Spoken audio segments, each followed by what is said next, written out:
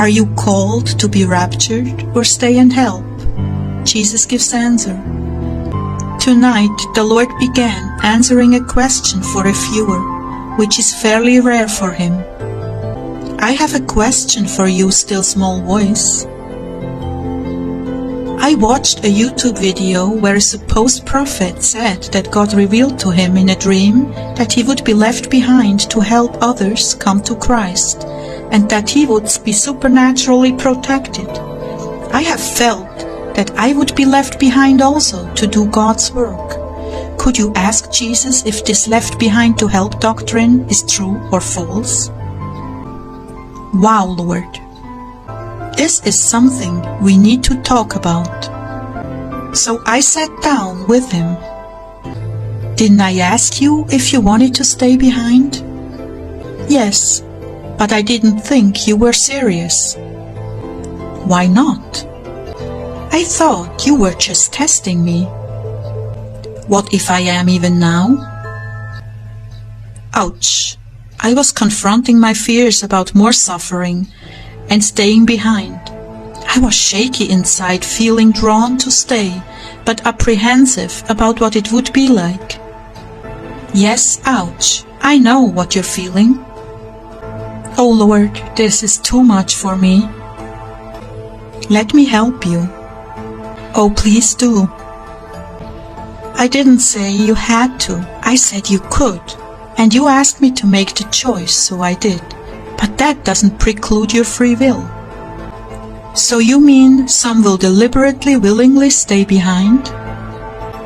I do. Really? Would I lie to you? I really need to see this in Scripture, Lord, please. Isaiah 55, 3-5 and 8 and 9. Incline your ear and come to me. Listen that you may live, and I will make an everlasting covenant with you, according to the faithful mercies shown to David. Behold, I have made him a witness to the peoples, a leader, a commander for the peoples. Behold, you will call a nation you do not know, and a nation which knows you not will run to you, because of the Lord your God, even the Holy One of Israel, for he has glorified you. For my thoughts are not your thoughts, nor are your ways my ways, declares the Lord. For as the heavens are higher than the earth, so are my ways higher than your ways, and my thoughts than your thoughts. Oh Jesus, this one is so hard. You know what I'm battling right now. I do. Oh Lord, please help me. Please help me. Coward that I am and foolish one, that I can be seeking after things far beyond me. Claire, I have made it clear to you what my will for you is, but I have left the door of opportunity open for you if you want to stay. What are the options if I choose to stay? You would not have a glorified body. You would suffer just like everyone else. Yes, you would have protection, but only for as long as your mission lasted.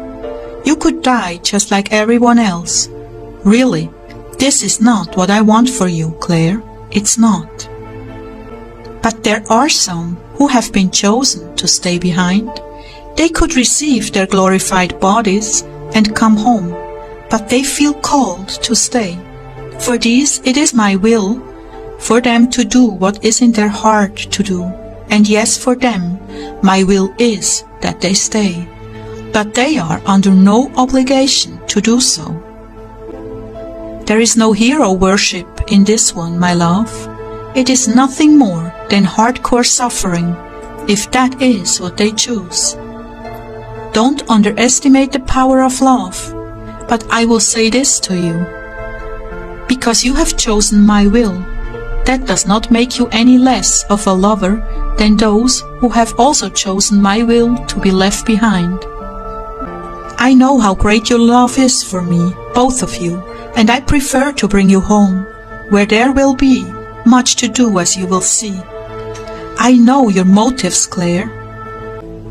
And to others I say this, Seek me and seek my will for you above all other options.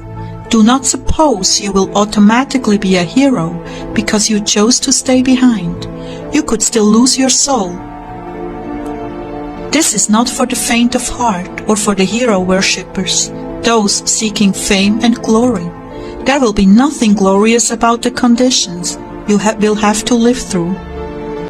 Yes, bringing souls to me will be wonderful and fulfilling, and worth it all. But just as I prefer you inquire of me before taking on a fast, I prefer you inquire of me my will for you. Don't think for one moment you are one bit better or holier for choosing to stay behind. This will be your downfall and destruction. This is a very serious matter, and Clare has chosen obedience rather than sacrifice. Therefore, I counsel you to choose my will above all else. Seek me and obey. Do not think for one moment you are more favored in grace than your brother because you chose to stay or to go. All of you are simply ciphers, zeros without my indwelling grace, and to the degree that you know my will and obey me, to that degree will you rise in holiness. Nothing more and nothing less. And Clare, my love, you have chosen wisely. This is my perfect will for you, both. Rest in that and do not allow the enemy to impose incriminations on you or suggest to you that you are a lesser bride because you chose to obey what seemed less difficult. I will use your teachings. You have had a lifetime of mistakes and failures that have proven very valuable for other souls who will face the same decisions. But they will triumph because they have your precedent to inspire them. They will read how I led you and provided for you, and this will give them the courage to continue on in faith. My work for you in heaven will only be the beginning. There you will find deep satisfaction and pleasure in what has been arranged for you. I will reward you for all of your efforts. It is also worthy of note to you who are parents of adult children who have not lived for me. They need to grow up and rise to the occasion, so don't make your decision based on caring for your children. This will have no bearing on that time in their lives. In fact, you will get in their way with this attitude. Ezekiel and I were discussing this, and he referenced John 21:20-22.